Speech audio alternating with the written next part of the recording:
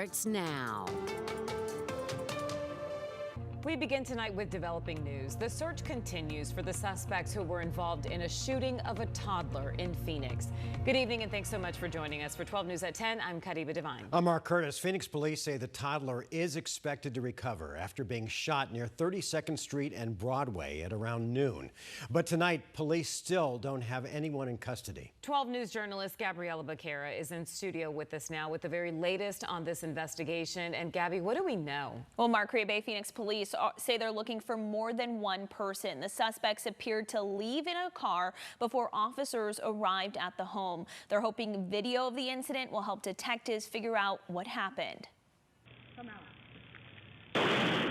A single gunshot rang through this South Phoenix neighborhood Tuesday afternoon. Surveillance video shared with 12 News shows a person with a gun yelling outside of a home near 29th Street and Weir Avenue before leaving in this white SUV. From this perspective, we can't see what's on the other side, but police tell us a toddler was shot and taken to the hospital. A very concerning and brazen shooting that occurred in the daytime today. Police say the toddler is expected to recover. They couldn't confirm where the child was shot, but a witness says it appeared to be in the face. You can see the blood on the baby. The woman who didn't want her face shown on camera tells me she saw first responders bandaging the toddler's face before being taken away in an ambulance. He really didn't cry. He was just letting him know it hurt. Detectives are still trying to figure out what led up to the shooting. Initially, they thought it appeared to be domestic violence, but are now saying that may not be the case. Very saddening and disheartening to know that a child that small was hit. A neighbor tells me this isn't the first time she's seen incidents outside of this home. I've seen girls come screaming. I've seen girls come throwing clothes at the home, but never anything that would make you feel as though someone would pull up with a gun and shoot directly into a home where there are children involved. And with a possible shooter not in police custody, what makes me presume that you wouldn't come back again? Detectives are asking anyone with information or who may have video of the incident or of the suspects to share it with Phoenix police or silent witness to remain anonymous. In studio, Gabriela Becerra, 12 News. Gabby, thanks. 3 men are in custody tonight after a disturbance involving guns at Chandler Fashion Center. It happened at about 8:45 last night. Police responded to reports of 2 men threatening another man with guns near the food court. Police say the situation started with a verbal and physical confrontation before the 2 younger men pulled out guns and pointed them at the victim, prompting bystanders to call 911. Thankfully, no one was hurt, and all 3 men have now been arrested. The US 60 is back open in El Mirage tonight after a train derailed near Thompson Branch Road.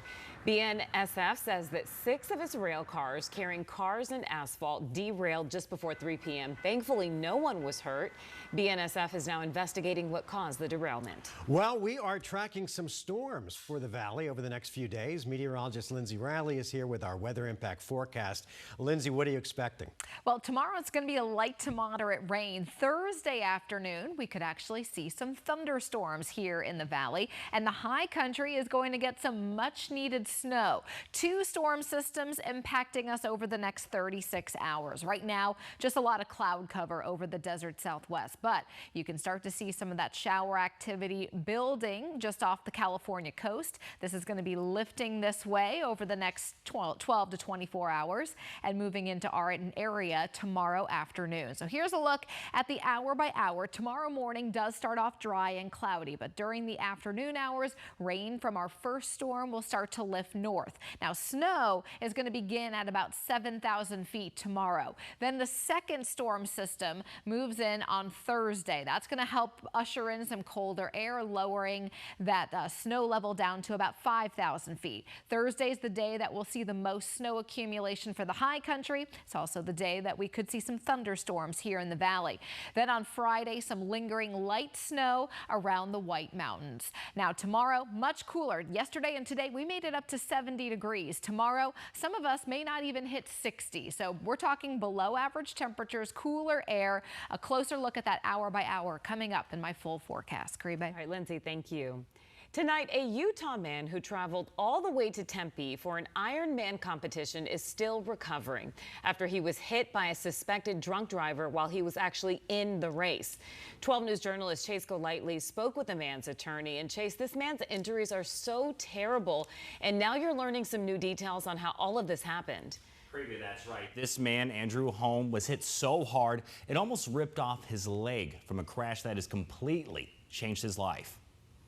You know how many hundreds and thousands of hours he spent training to do this race, and this is how it ended. Triathlete Andrew Holm competed in the very last Ironman competition in Arizona. His wife and kids cheered him on as he swam more than 2 miles in Tempe Town Lake and started the 112-mile bike ride.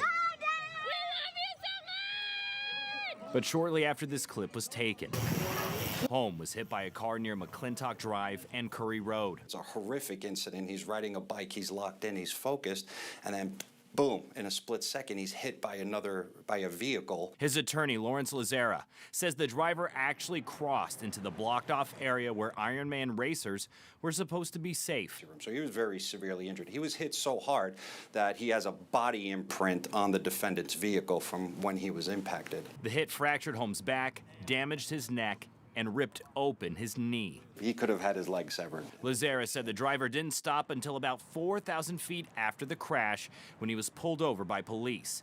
According to the police report, officers made the driver go through a field sobriety test, but when it came to the breathalyzer, the driver refused. He was then arrested for driving under the influence.